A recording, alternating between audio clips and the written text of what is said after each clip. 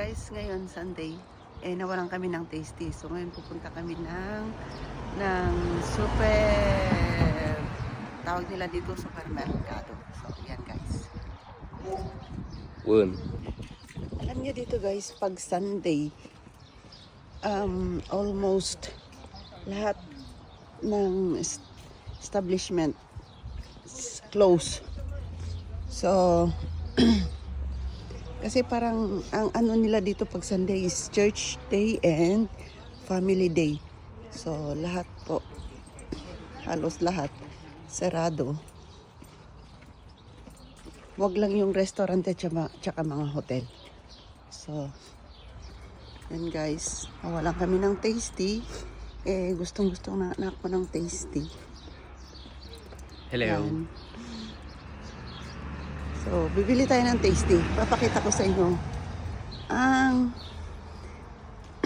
mga maliliit na supermarket dito. Pero hindi lahat open pag Sunday. Pero hanggang 2 lang ng hapon. 2 p.m. lang ng hapon.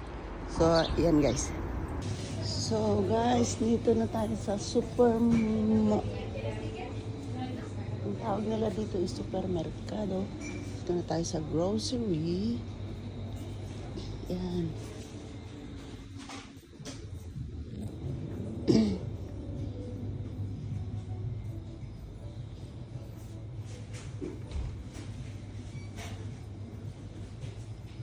Yan natin.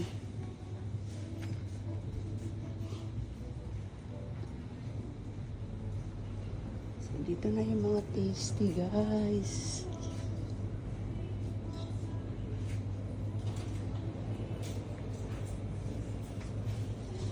Pipiliin ko ng anak ko ang gusto niya. This one? You want it? Bread. Ayaw nila nung Bread. may patanggal niya yung gilid-gilid. So, normally ito na lang binibili ko yung walang gilid. Yung, so parang feeling niya matigas yung gilid. Chips. So, yan. Okay. And bread. The best combo. And tignan muna tayo kung ano pang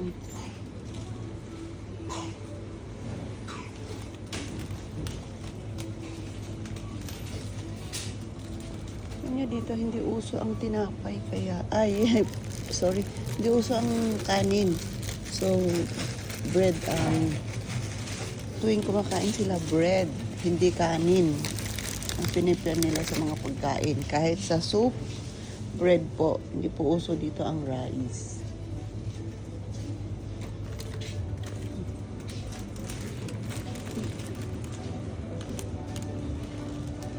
And titingin tayo ng mga Asian din dito, pero madalang, tsaka mahal. Mga Asian food, Asian product, mahal po dito, grabe. Mga yan, mga Asian food. Mga noodles sa mga yan.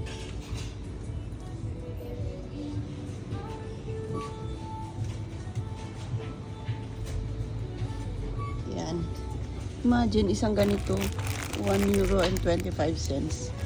Pag kinonvert mo yan is parang 65 pesos ang isang noodles. Ramen? Yes, that's right. Tawag nila dito ramen. Parang sa Korea. Ramen.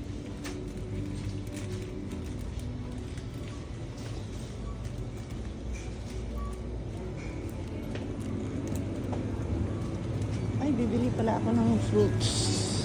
Bibili pala ako ng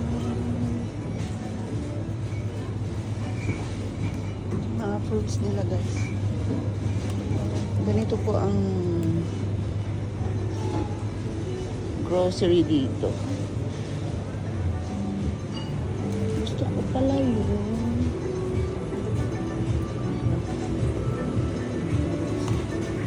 Gusto ko pa siya yung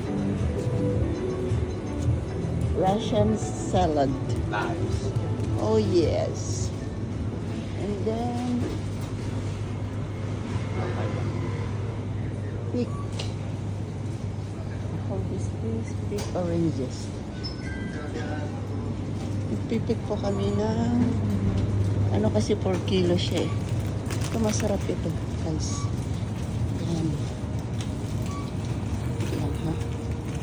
Bibili tayo ng mandarinas.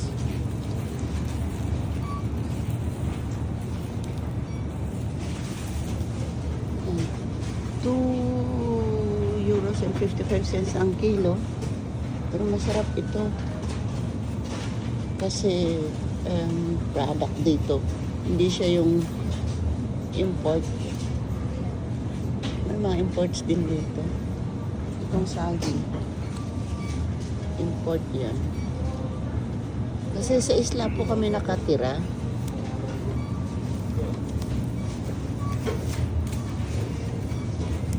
Tingnan mo natin. Ayan. Ganda ng kulay, di ba? Ano ko yung hindi siya masyadong pinipili ko yung hindi masyadong malambot.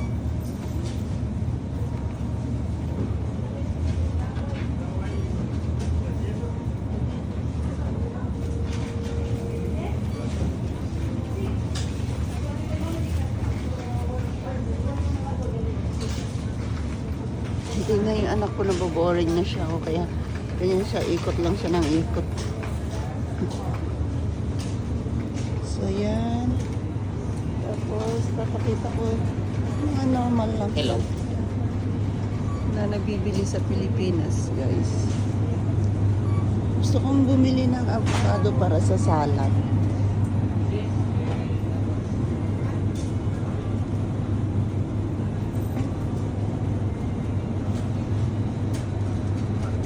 Mas tough buying. Bili pala ako ng tomato. Kasi ginamit ko yung tomato kagabi sa bahay. And I need to buy tomatoes, guys.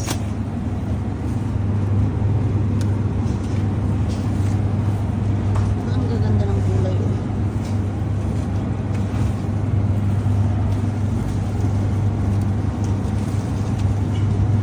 Di ba? Yes. Ang sarap-sarap nito sa salad. Or sa daing. Prito ka ng daing. My God. Wow. Ang hirap maging content creator, di ba guys? Kasi yung kamay mo. Iisa. Ikaw na ang director.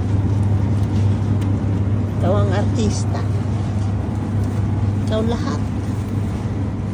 So, yan. Diba? Ang sarap ng kulay, mga carrots. Ang talong nila dito, guys, is ganito. Napakita ko sa inyo. Matataba.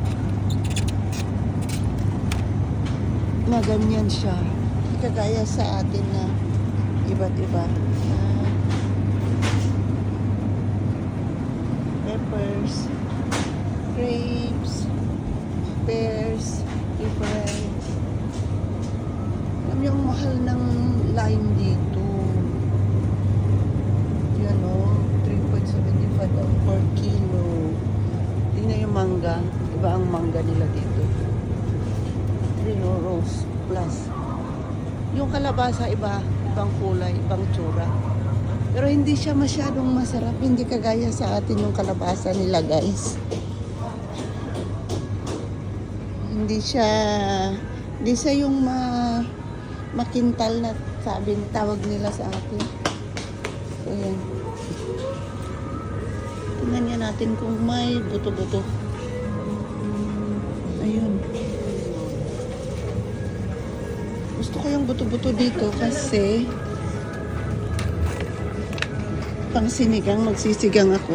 Bibili rin ako ng buto-buto. So, yan.